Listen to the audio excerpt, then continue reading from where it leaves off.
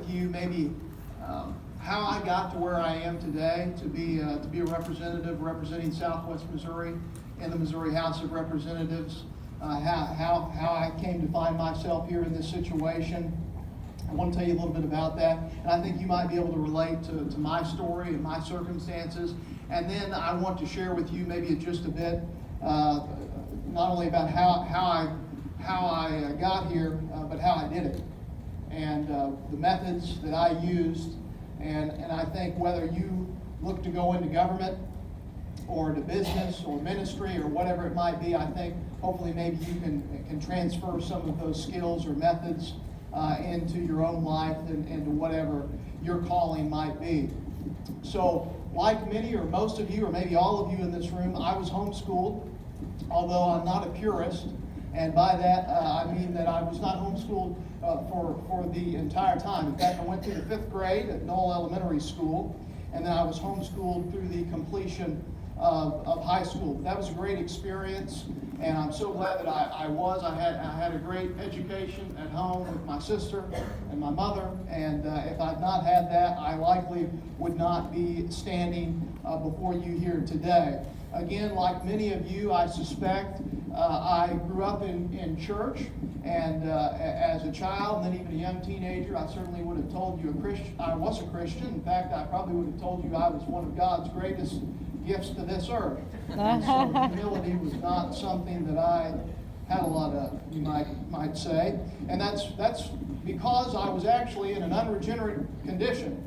I would have said I was a Christian, but I really wasn't a believer. And I became a believer as a young teenager at a revival service at Elk River Baptist Church in Grove, Oklahoma. And that's where I gave my life to Christ. And as Jesus expressed it to Nicodemus in John chapter 3, was born again spiritually. God gave me a new heart with new desires. And very early on, as not only a young person, a young teenager, but as a young Christian, I felt really a calling and a desire to serve others. And I also realized that was very broad. And what does that mean, right? That could mean a lot of different things. To serve others. I mean, you can be a policeman or a fire. You could join the service. You could go into pastoral ministry.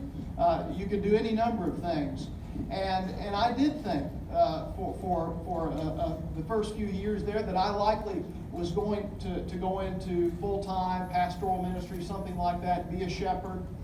And as I tried to discern that and work through that, I came to the realization that at least at that point in my life, that wasn't what God was calling me to do. And around that same time, I developed an interest in state government, in Missouri state government specifically. This is where I've always lived, and so I had an interest in my own government here in the state of Missouri. Though I'd never been to Jefferson City, I started to look through the power of the internet and stumbled across the House website, stumbled across legislation that was of interest to me. I started to follow that. And then in my free time, this is something unique probably to myself, I started to look through the state statutes, the laws of Missouri. And I found great enjoyment in that. And one day, which is odd, I realize, and I hope you have better things to do in your free time, but it was interesting to me. And one day I stumbled across a law that said in small towns in Missouri, for city council, you had to be 21 years of age. This was abhorrent to me. I thought, my goodness, at 18 you can vote, you can be charged criminally as an adult, you can enter into a contract, you can even die for your country, but you are not capable enough to stand for election for a small town to be on the city council. I thought that's wrong. So I called my state rep, didn't know who he was, had to look up his phone number, and expressed this to him, and he was good-natured enough to go along with me, and he introduced a bill, and I came up here at 17 years of age, had never been to Jefferson City, had never been in our Capitol building before, to testify on behalf of House Bill 65, which would lower the age from 21 to 18 for which you could serve as an older person here in the state of Missouri. And while I was up here, after testifying, I walked around the building, again, never having been in the Capitol before, and the House was not in session. I walked onto the House floor, and looking around me and looking at the grandeur and the majesty of the building and of the state Capitol, this is not something I ever told anyone, at least until years later, But right then and there, in my mind, I thought to myself and committed that, I believe one day I'm going to come back here, and I'm going to make a difference in this building and in this place. And so to that end, from that day forward, in some form or fashion, I tried to work to that end. And very quickly, before I go to talk about what I think is important and some skills that you can use as a young person to achieve whatever you set your sights on, I will say that before House Bill 65, the very first bill that I ever took an interest in here at the state legislature here in Missouri was a bill introduced by a gentleman of the name of Elijah Harr. And he had a bill that would allow homeschool students like myself to participate in the sports of their local school district. And I thought that was really cool, something awesome, something I really would have liked to have had the opportunity to do and benefit from. So I followed that legislation. Unfortunately, he wasn't able to pass that. He introduced it several years running. It still has never been passed. And in fact, this year, I introduced very similar legislation. And just yesterday, we had a hearing on that bill in the Elementary and Secondary Education Committee. And I know you all realize you can make a difference, and you're here to learn how you can make a difference, and you're committed to making a difference in your community, in your state, in your country. But just in case you're wondering whether you can or cannot, as a young person, make a difference, let me tell you, you can. Because I had two great witnesses that knocked it out of the park in testifying for my bill, and they're part of teenPact here today. It's Jonah and Ezekiel Speaker, and they just did a fantastic job. And I'm just so impressed with them and thankful that they were able to be here and to testify in favor of my bill. And together we're making a difference. And I'm going to do everything I can to make sure we get that bill across the finish line sooner or later. An interesting thing about the gentleman who introduced that bill years back, Mr. Elijah Harr, Representative Elijah Harr, who I didn't know who he was. And here I am now, a state representative myself, and he's now the Speaker of the House. He's the #1 man in the House of Representatives. So I think that's pretty good. Now I want to give you time to I know you've got some great questions, and I want to make sure and give you plenty of time to ask those. But real quick, I want to talk to you about some things I think, again, you can use, whether you want to go into government or business, whatever it is, that I think might be helpful. And I graduated from Liberty University online, never stepped on the campus until I walked across the stage to get my diploma. And I love Liberty. Some of you likely are probably familiar with it. It's the largest now private Christian university in the country. And kind of our byline or tagline is what we do at Liberty University, or what they do is make champions for Christ. That's the mission. It's pretty simple, and that's something that's always really resonated with me, and that I've always thought was something that we ought to be doing as believers. And so, in becoming a champion for Christ, you got to have a vision. That's the first thing. You got to have a vision. And so, talking about Liberty, the founder of Liberty University was a gentleman by the name of Jerry Falwell, and he said vision is the God-given energy to be a risk taker. And what I would encourage you to do today, if you haven't already, is to begin dreaming, asking God what it is you're to do in your life. And there's things that only you can accomplish in this world. I mean, God has you here for a purpose. You're unique in a whole host of ways. And there's things that you can do that the person sitting next to you likely cannot do. And so you need to think about what those things are, what you're here for, what your purpose is, and begin dreaming to get that kind of vision. And to be a person of vision, you got to have focus. Now, you don't have to know the specifics, and I truly believe that God kind of shows us things a step at a time. But you kind of have to have a focus and at least have an idea of the direction in which you're heading. And then perhaps the most important thing is you got to begin preparing today. And I know we've got a whole range of ages. I was 17 years old when I first came up here. We probably have some people around that age in this room. I want you to ask yourself, if in 7 years you were a state representative, would you be ready? Would you be prepared? Now, I would think, I certainly wasn't at 17. And so that's okay if you're not. But make sure you're doing what you need to do now and working as hard as you can to make sure you're prepared for whatever you're going to do in the future. Because I can tell you right now, I haven't read a book since this session started in January. I don't have any time. My time is double and triple booked. I'm supposed to be in 3 places right now, and I haven't figured out how to do that yet, so I'm only in 1. But it's just amazing. You don't have the time. And so oftentimes we look at somebody in a place of power or influence, and we're like, boy, it'd be really cool to be there or to be able to do that. But you know what we don't see? We don't see all the hard work and the trials and the tribulations they went through to get there. So think about that. I'm a big believer in reading. Read whatever you can get your hands on. It's important to know what you believe, but just as important in that, in fact, I'd say more important than that, is knowing why you believe it. You got to be grounded.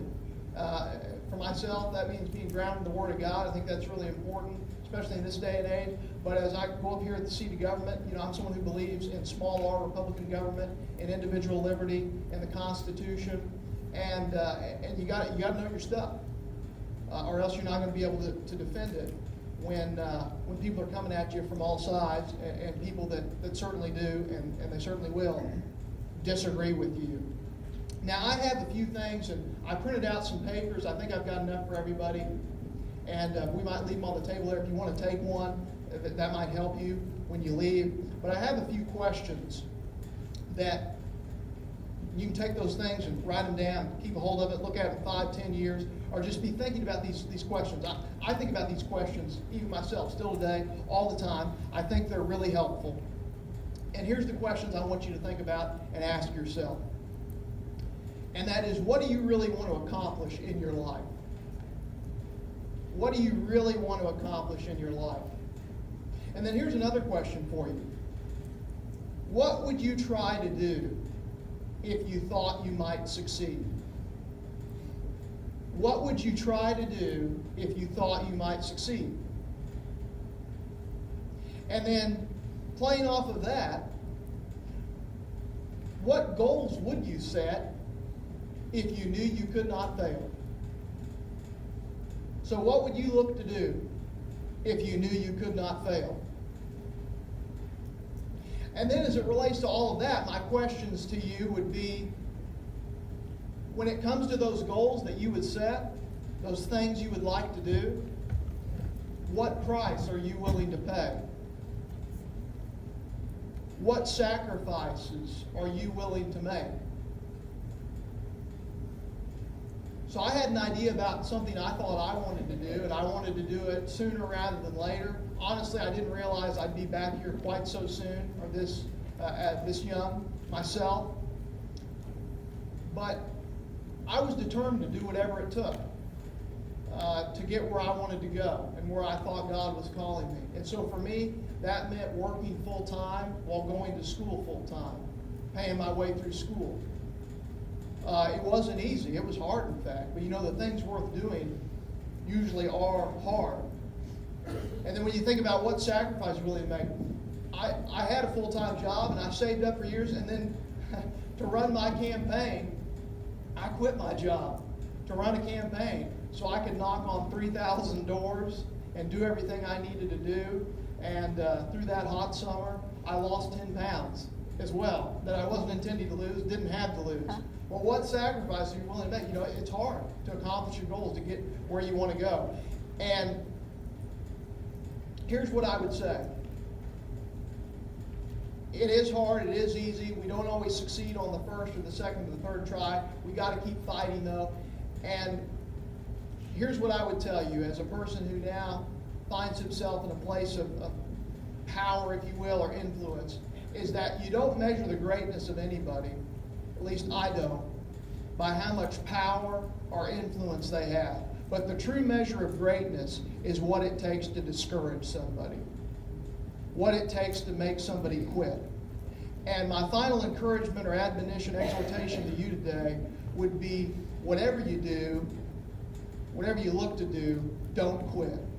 Don't quit. The going will get tough sooner or later, but don't quit. And especially now, as a young person, if you develop the habit of quitting, that won't go away. And as you go through life, you will be a quitter. And let me tell you right now, however you might have answered that question of what you would do if you knew you could not fail, it might seem grandiose. It might seem really big. I can assure you, I can promise you, God has bigger plans for your life than you do for yourself. And here's the great thing about vision. You start to have a vision and you start to do these things, and God will increase your vision more than you ever had dreamed. And so that would be my encouragement to you. I would tell you, you're the hope of Missouri. You're all we've got. So there's a lot resting on those of you in this room. I've got a lot of faith in you, and I hope you'll leave here encouraged from teenPact this week, ready to really make a difference with just a vision burning in your soul to make a difference for your state and your country. And so, again, I could continue, but I'm going to stop right there because I know you've got some questions for me. And again, oh, wow, all right, fantastic. I don't know how we do this, but am I supposed to call on somebody? Yes, sir. Okay. Wow, who doesn't have a question? Let's start right here. You gentlemen. My name is Zachary.